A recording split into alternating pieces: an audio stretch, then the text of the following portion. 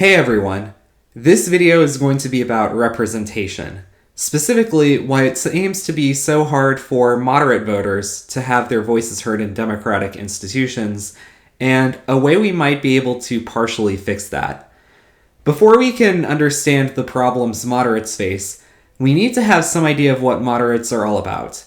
A simple, or in other words, wrong answer is that moderates are at the midpoint between two opposing ideological camps. You have, hardcore progressives who believe one set of things over here. You have hardcore conservatives who believe a very different set of things over there. And in the middle, you have a set of beliefs that makes compromises between the other two sets, and people who believe this stuff are moderates. The reason this understanding of moderates is wrong is that political beliefs don't fall on a single number line.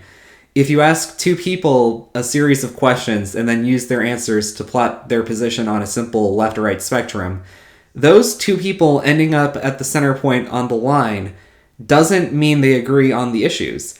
You might end up at the center by giving a middle-of-the-road answer on every question, but you can just as easily get there by giving extremely progressive answers to half of the questions and extremely conservative answers to the other half of the questions.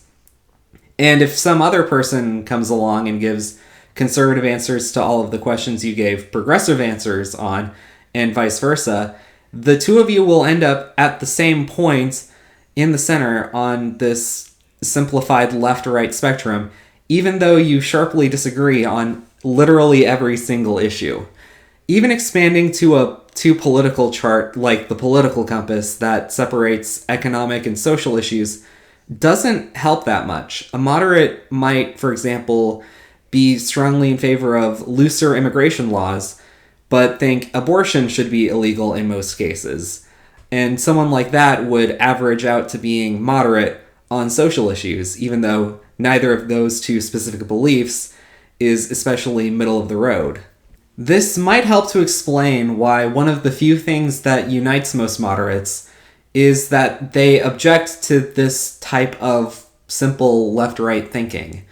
One of the other only things that unites most moderates is that they value compromise and discussion, not because they have some mythical center of the road on all issues ideology that they think will benefit from compromise, but because they don't have a rigorous ideology, and they don't think their representatives should either. This diversity of opinions defines moderates as a group, and it's also the reason moderates are so poorly represented in American politics, as we'll see. The next part of the video is going to be based mainly on a study I read for a political science class a few years ago. I tried to find it online, but I couldn't, and even if I could, there's a fair chance it's behind a paywall anyway. If by some stroke of fate you happen to recognize the next couple of minutes as a thing you wrote, please leave a comment, and I will do my best to give you all the credit you deserve. Consider this hypothetical poll of a given political party on a simplified set of 6 political issues. That's right, this channel has graphs now. The highest bar represents supporters of the party who agree with the party line on all 6 issues. The next bar down represents everyone who disagrees with the party on just one issue. The next bar down is people who disagree on 2 issues, and so on. As you can see, there are more people who disagree with the party line on one issue than there are ideological purists, those who agree with the party on everything.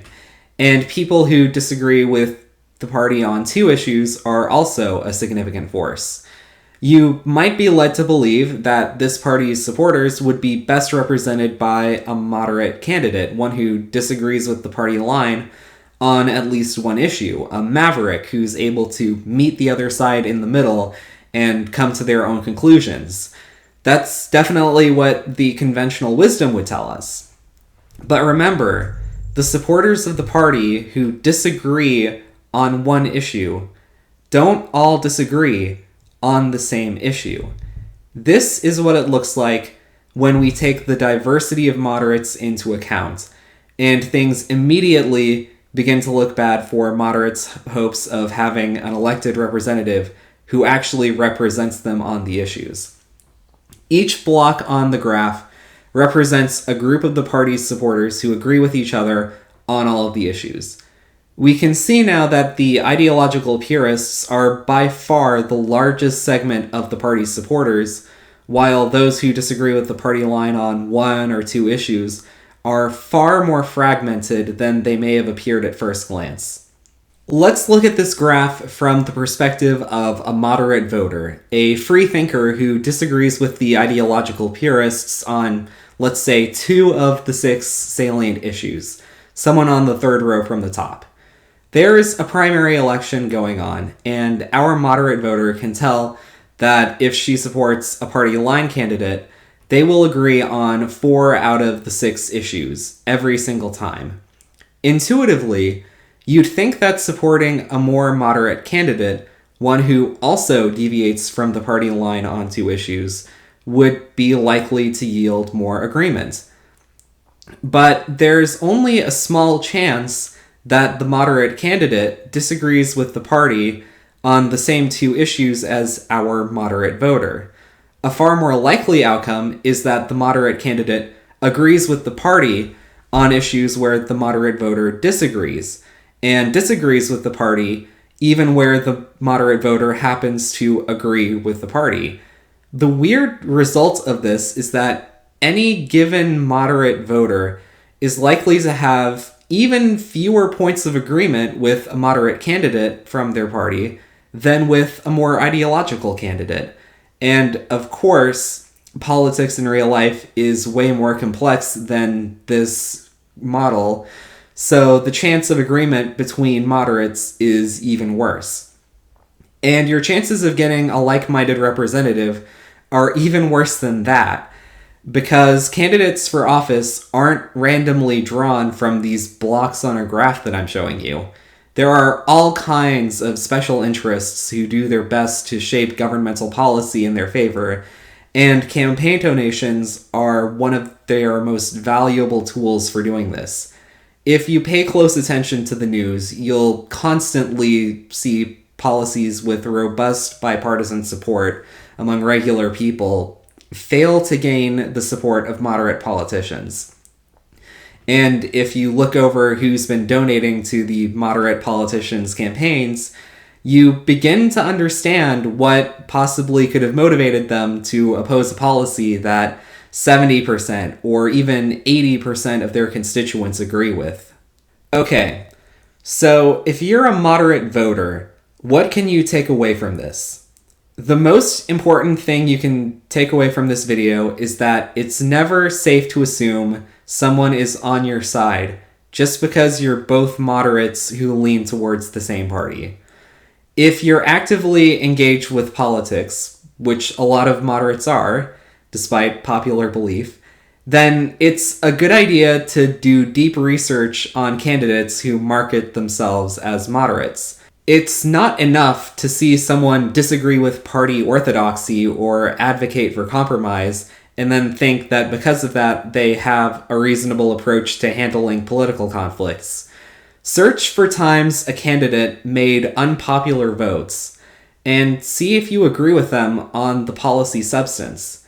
If you find yourself disagreeing with a moderate candidate on those hard votes, then don't be afraid to search for common ground with their supposedly more ideologically driven opponents.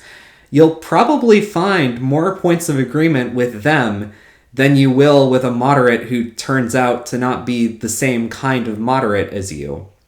It may also be worthwhile to check up on who has been donating to each candidate's campaign and see if you can spot any patterns. Open Secrets is an excellent and highly reputable resource for this, and I highly recommend using it. On the other hand, if you're a moderate voter who doesn't have a lot of time to look up what individual candidates stand for, I leave you with this simple, counterintuitive piece of advice. When in doubt, ditch the moderate candidate and support the ideological candidate. If you do discover that a given moderate candidate shares your specific policy-based disagreements with the party line, then I congratulate you. You've won the game. I am thrilled for you.